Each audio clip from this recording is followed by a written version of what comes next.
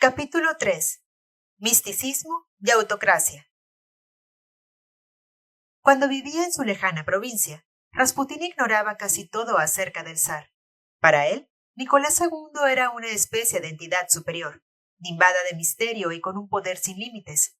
Pero en San Petersburgo, gracias a los ecos de los salones y de la calle, se forja poco a poco una imagen más precisa de la pareja imperial. Lo que le revelan sus diferentes interlocutores lo asombra y lo inquieta. Están los que, como él, se rehúsan a criticar al monarca y los que, en voz baja, no dudan en sugerir que Nicolás II no es más que un buen hombre sin voluntad, dominado por su mujer, y que prefiere la vida de familia, tranquila y discreta, a los fastos y las responsabilidades del poder. Se susurra que desde el comienzo de su reinado han aparecido signos nefastos sobre su cabeza. Apenas se había comprometido, muy joven, con la princesa alemana Alix de Hesse-Darmstadt, cuando su padre, Alejandro III, moría a los 49 años de una afección renal. La joven se dirigió a Crimea, donde permanecía el zar enfermo, justo a tiempo para recoger su último suspiro. Era una protestante ferviente y tuvo que abjurar de su fe para convertirse en una verdadera gran duquesa ortodoxa con el nombre de Alejandra Fedorovna. En ocasión del entierro del zar en San Petersburgo, el 7 de noviembre de 1894, apareció cubierta con velos de duelo, lo que incitó a las malas lenguas a decir que, llegada al país detrás de un féretro, era un ave de mal agüero. Y muy pronto, los hechos parecieron justificar esa aserción. Durante las fiestas de la coronación de Nicolás II, en mayo de 1896, cuando la multitud se apiñaba en el campo de Kodinka, las planchas dispuestas a través de los fosos cedieron bajo el peso de los visitantes, y más de 2000 personas murieron asfixiadas o aplastadas. Con el propósito de minimizar el desastre, los allegados del nuevo emperador le aconsejaron asistir al baile programado para esa noche en la Embajada de Francia. Pero, entre el público, muchos interpretaron esa decisión como una muestra de indiferencia con respecto a las víctimas de Kodinka. El zar y su esposa, decían, bailan sobre cadáveres. Más tarde, la opinión popular le reprochó también los atentados terroristas que no sabía impedir, la inútil matanza de la guerra contra el Japón, la inexcusable masacre de manifestantes en ocasión del Domingo Rojo. Ya sea por mala suerte o por errores de criterio, parece que Nicolás II no puede emprender nada que no esté destinado al fracaso. Sin embargo, con la tosudez de los débiles, se rehúsa a modificar su línea de conducta. Su idea fija es mantener, cueste lo que cueste, las bases de la dinastía y no ceder ni una parcela del poder que le han legado sus abuelos. Rasputín, monárquico fiel, no piensa censurarlo, pero se pregunta si el soberano está bien secundado por su esposa. También se mantiene informado de lo que se dice de ella en los salones. Todos elogian su belleza, su dignidad, su rectitud moral, pero se cuenta que es excesivamente nerviosa, que siente horror hacia el mundo y las obligaciones protocolares, que es feliz solo entre su marido y sus hijos, y por fin, que sus aspiraciones místicas la han llevado a rodearse de videntes y sanadores, todos igualmente sospechosos. Se cita a un francés, el maestro Philippe de Lyon, magnetizador extralúcido, junto con unos Yurodivi, especie de inocentes semidiotas que pretenden ser visitados por el Señor, como por ejemplo el tartamudo Mitya Koliava, la loca Daria Osipova, el epiléptico Pacha, el peregrino Antonio, el pies descalzos Basilio. El trato con estos impostores no impide que Alejandra Fedorovna rece ardiente y tradicionalmente en su oratorio decorado con numerosos iconos. Ya sean aprobadas por la Iglesia o nacidas de su imaginación enfermiza, todas las vías le parecen buenas para llegar a Dios. Cuando la ve por primera vez en casa de la gran duquesa Militza, Rasputín adivina enseguida en ella la agitación de una naturaleza inquieta, dada a los signos del más allá. Representa exactamente el tipo de mujeres que buscan su enseñanza, pero él estima no tener nada en común con los charlatanes, que hasta entonces han desfilado ante ella. Al contrario, él está dotado por Dios de un verdadero poder sobre los seres. Si lo dudara, el testimonio de los eclesiásticos que lo han distinguido bastaría para convencerlo de su vocación. Lamenta que la emperatriz, que es seguramente una dama de clase, no recurra a él para que la libre de sus penas y sus angustias. Su método es simple. Mientras que la mayoría de los pretendidos sanadores imponen las manos o hacen pases magnéticos, él se contenta con orar con mucha intensidad, pensando en el hombre o la mujer que se ha prometido a sí mismo salvar. Toma sobre sí el mal de aquellos que solicitan su ayuda. Los alivia de su fardo cargándolo sobre sus propios hombros. Por lo tanto, no es un médico cualquiera del espíritu, sino un intercesor que tiene la suerte de saber atraer la atención del Señor sobre las miserias de aquí abajo. Al menos es así como se considera, sin orgullo ni falsa humildad. Lo que le interesa es el combate de las almas, pues el alma manda al cuerpo, y quien alivia el alma, alivia el cuerpo por añadidura. Esta toma de conciencia de sus facultades excepcionales incita a Rasputín a decirse que el zar y la zarina, decididamente, ya no pueden privarse de su mediación ante Dios. En este momento, son como dos náufragos sacudidos por la tempestad. Las huelgas en San Petersburgo, las sediciones en Moscú, la huida de los ministros, la agitación charlatana de la Duma, todo irrita la opinión pública y, de rebote, atormenta a los soberanos.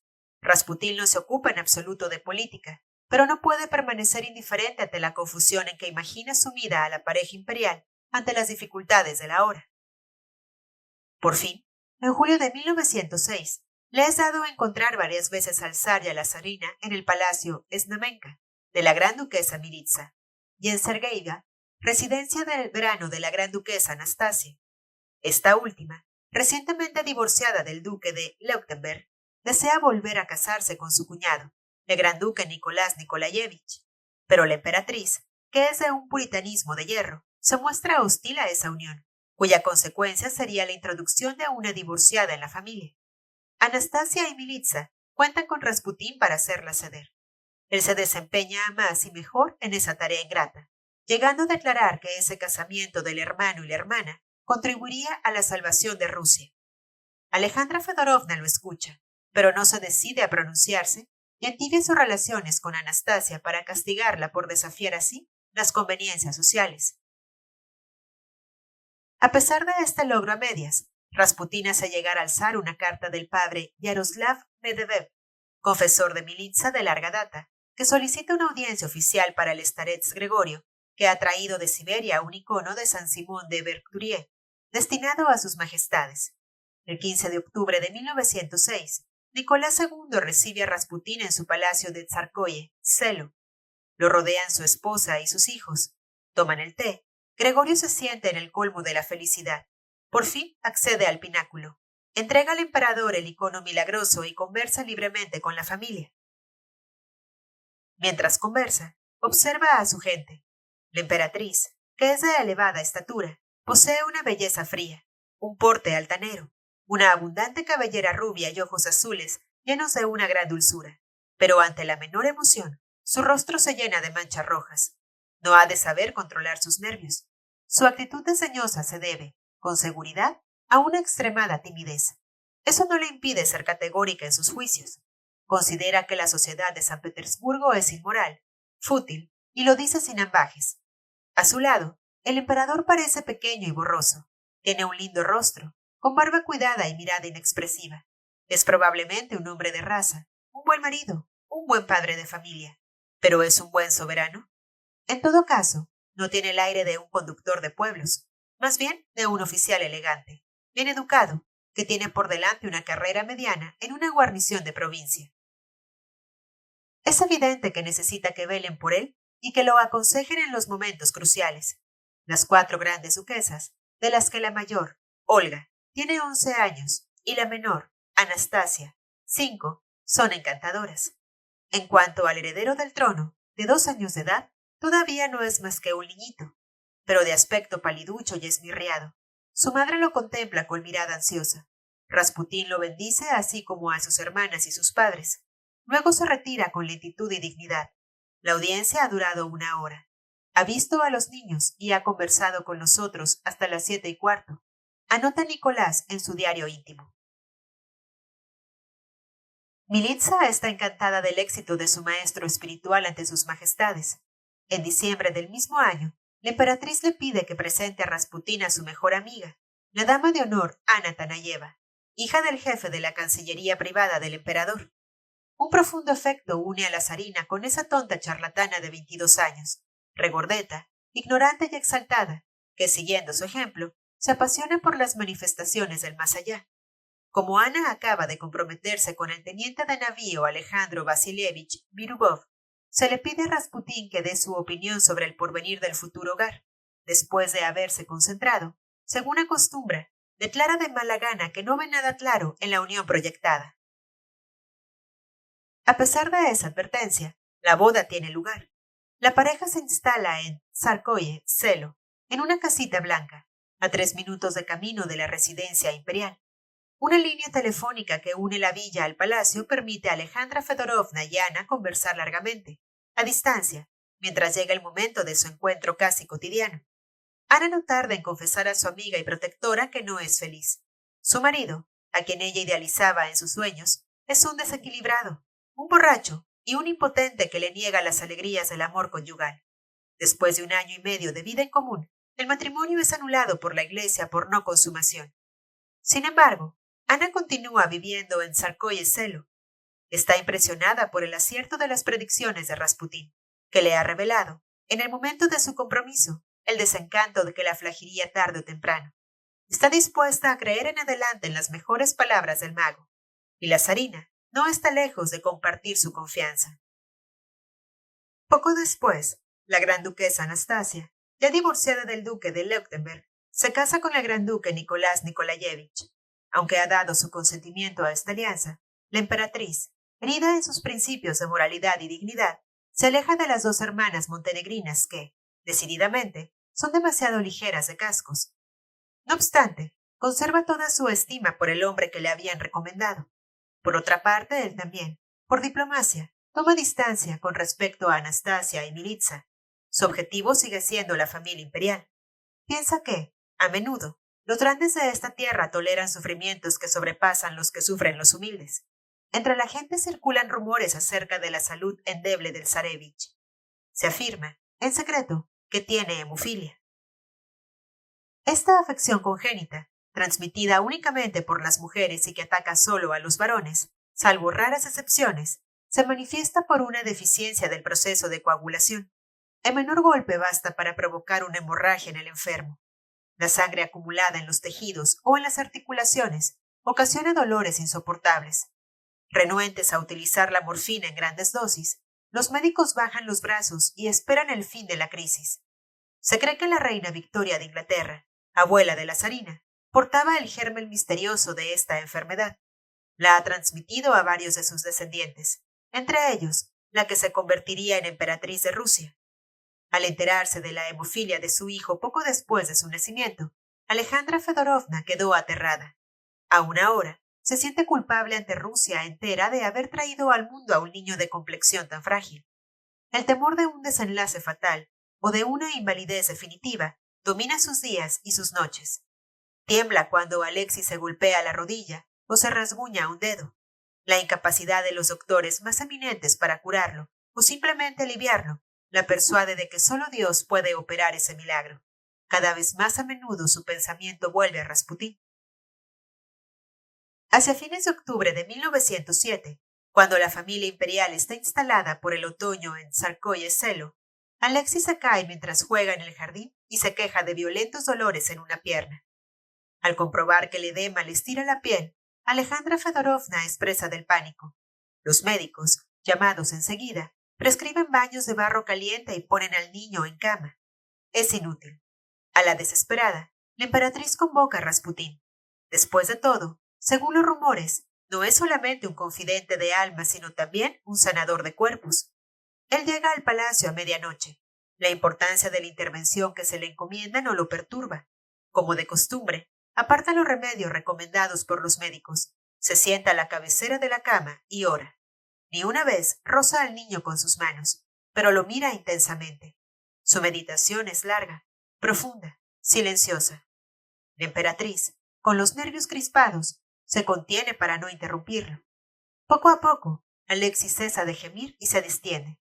Cuando Rasputín se aleja, el niño se ha tranquilizado. Es la presencia del hombre barbudo, de ojos fijos, lo que ha terminado por calmar el sufrimiento del zarevich, o hay que atribuir el aplacamiento a una evolución normal de la enfermedad. De todos modos, a la mañana siguiente, El paciente sonríe a su madre. El edema se ha reabsorbido. Alrededor del pequeño lecho los allegados pregonan que se trata de un milagro. De todos modos, la noticia de ese acceso de hemofilia es mantenida en secreto. Según las consignas impartidas por el zar, la salud de los miembros de la familia imperial debe estar al abrigo de cualquier indiscreción. Pero, ¿cómo impedir que los sirvientes hablen? En la ciudad, algunas personas ya saben que Rasputín ha curado al zarevich. Para los escépticos, se trata de un fenómeno de magnetismo, de sugestión sobre el espíritu del enfermo. Para los creyentes, Dios ha elegido al starets siberiano como instrumento de su voluntad junto a la humanidad sufriente. En cuanto a Rasputín, está sinceramente convencido de que los poderes eternos se expresan a través de él cuando se esfuerza por aliviar a sus semejantes.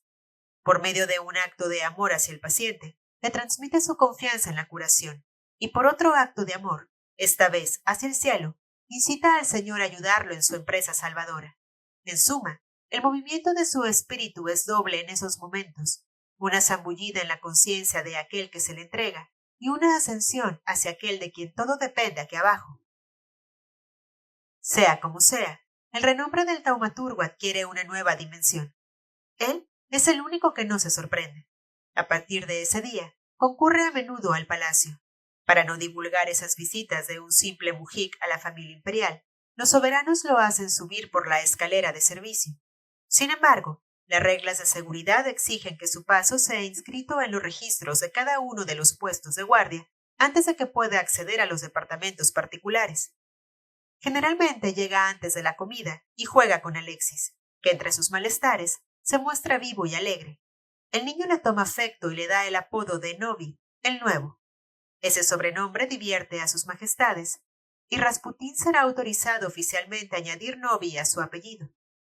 Por otra parte, es muy consciente del honor que le hacen el emperador y la emperatriz al recibirlo en su intimidad, pero no por eso deja de hablarles con franqueza y sencillez, llamándolos Batiushka y Matushka, padrecito y madrecita, según la costumbre campesina.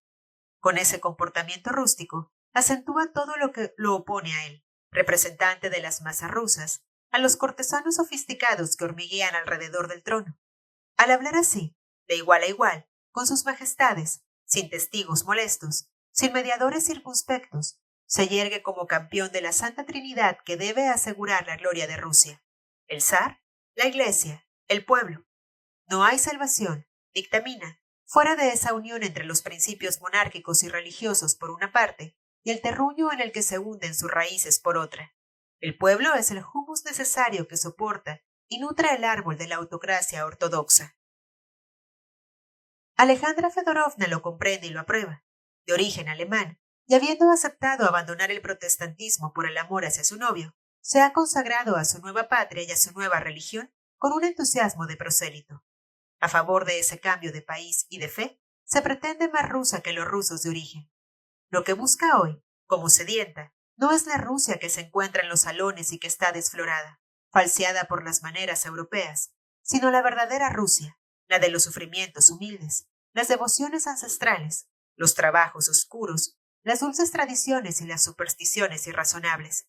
Su imaginería personal se puebla con troicas en la nieve, canciones nostálgicas, reuniones alrededor de un samovar en una isba y fieles arrodillados ante un pope de campo. Cuanto más folclórica es su visión del país, más se siente llamada a amarlo y cuidarlo. Está convencida de que los frecuentadores de la corte la denigran a sus espaldas, mientras que la inmensa nación rusa, todavía prisionera de las tinieblas, la adora y la respeta. Y Rasputín le parece el auténtico mensajero de esa Rusia. A través de él, se comunica no solo con el Dios de la Iglesia, sino también con el espesor humano de la provincia. Cuando lo ve, barbudo, rústico, y con esa mirada penetrante, es toda la raza rusa la que se prosterna ante ella.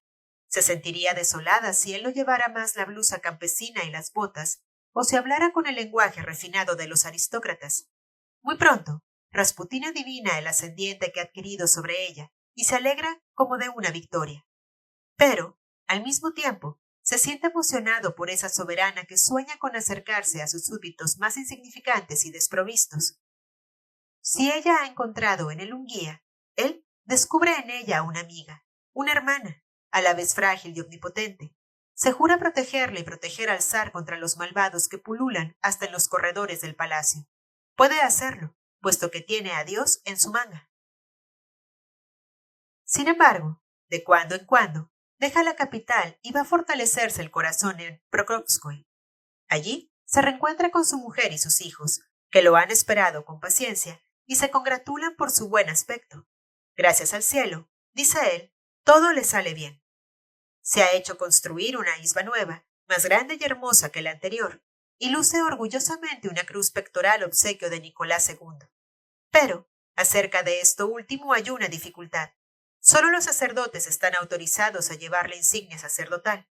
Además, según ciertos chismes de provincia, el starets Gregorio se conduciría de manera desvergonzada con las campesinas que escuchan sus predicciones y sus prédicas.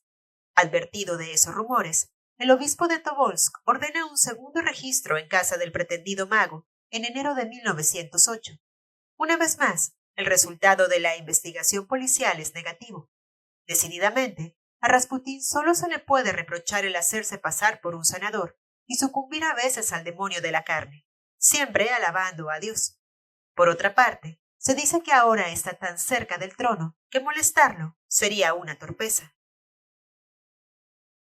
Como para apuntalar esta información, el obispo Teófanes en persona, convertido mientras tanto en confesor de la familia imperial, se dirige a Prokopskoye enviado por la zarina.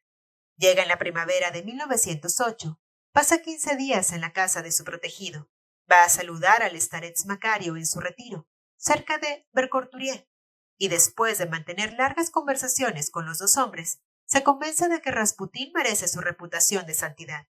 En el curso de esas entrevistas, Gregorio ha cuidado de contarle que no solo ha visto a la Santa Virgen, sino que los apóstoles Pedro y Pablo se le han aparecido mientras él labraba su campo. De regreso en San Petersburgo, Teófanes presenta a Alejandra Fedorovna el informe de su viaje y le confirma la pureza de costumbres y el don de segunda visión de Rasputín. Se declara seguro de que el muy piadoso Gregorio ha sido elegido por Dios para reconciliar definitivamente al zar y a la zarina con la nación rusa. Cuando Rasputín regresa a la capital, es recibido en el palacio con los brazos abiertos. En varios salones de la ciudad se llega hasta el delirio. Alojado en el domicilio de Olga Loktina, a cuya cama sigue rindiendo honores, Gregorio es objeto de un verdadero culto por parte de las mujeres del mundo exaltadas que frecuentaban la casa. Entre ellas, hay personalidades cercanas a la pareja imperial y hasta oficiales de la guardia inclinados al misticismo. Todas y todos rodean al starets de una deferencia que roza la idolatría.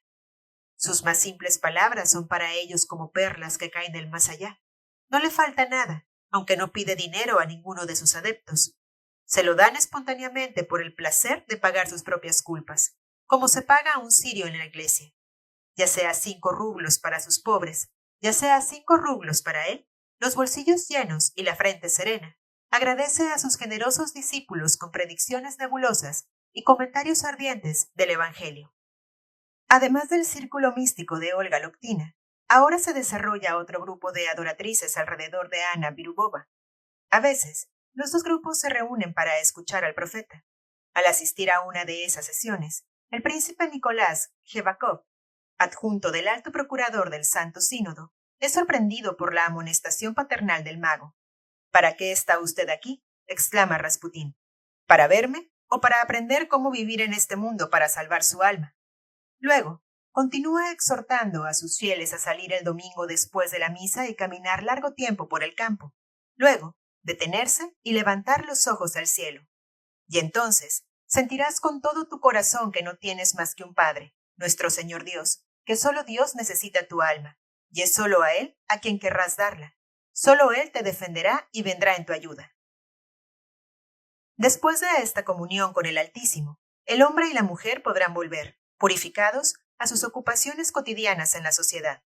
Entonces, todas tus obras terrestres se transformarán en obras divinas, y salvarás tu alma no por la penitencia, sino trabajando por la gloria de Dios. No es nada nuevo, pero Rasputín tiene una mirada y una voz que remueven las entrañas de la asistencia. Además, insiste sobre la necesidad de alcanzar uno mismo, por la oración, una beatitud que excluye las referencias a las obligaciones morales. En resumen, para él, todo está permitido a partir del momento en que el creyente se abandona al éxtasis. Las reglas de conducta pueden ser transgredidas por poco que un impulso espiritual, o aún físico, nos empuje, fuera de toda conciencia, hacia un estado de fascinación superior. Este ideal elástico seduce a los fieles de Rasputín, encantados de conjugar sus apetitos sensuales con las aspiraciones religiosas que anidan en ellos. A través de él, se expande el ánimo con la ilusión de que Dios ama ante todo el arrepentimiento de sus criaturas. Ahora bien, para que haya arrepentimiento, es necesario que haya pecado. De allí a pretender que Dios quiere que el pecado no hay más que un paso fácil de dar. Según la lección de Rasputín, la falta es ofrecida por Dios, aprobada por Dios. Para agradarle hay que caer lo más bajo posible y confesarse enseguida, levantándose con humildad. Oh, la santa alegría del remordimiento. Si el mal no existiera, el bien no tendría ningún sabor. Gracias a esta nueva Biblia de las caídas humanas y de su perdón, Rasputín se considera como el iniciador de una alianza entre los frutos de la tierra y las luces del cielo. Al contrario de los sacerdotes que amonestan y maldicen el nombre de Cristo, pretende conciliar lo que, antes de él, era inconciliable. Ya se encuentre en San Petersburgo o en Pokrovskoy, es el mismo hombre, pero, en su aldea, labra la gleba y la siembra, mientras que en la ciudad, labra y siembra las almas. En los dos casos, piensa, Dios guía su gesto de honesto cultivador. Por lo tanto, es normal que aquellos que él ilumina con su palabra lo hospeden, lo alimenten y lo ayuden a vivir sin que él necesite trabajar ni mendigar ni robar. Poco a poco, un mito erótico religioso se ha creado alrededor de su persona. Se cuenta que tiene el poder no solamente de aliviar las conciencias, sino también de contentar las carnes sedientas de amor. El rumor público le atribuye un sexo de dimensiones excepcionales. Constituido como un sátiro, tiene, dicen las damas que han podido disfrutar de sus favores, un corazón de santo. Con el pasar de los meses, decide mejorar su aspecto. Podría renunciar a su ropa de mujica, pero ¿para qué?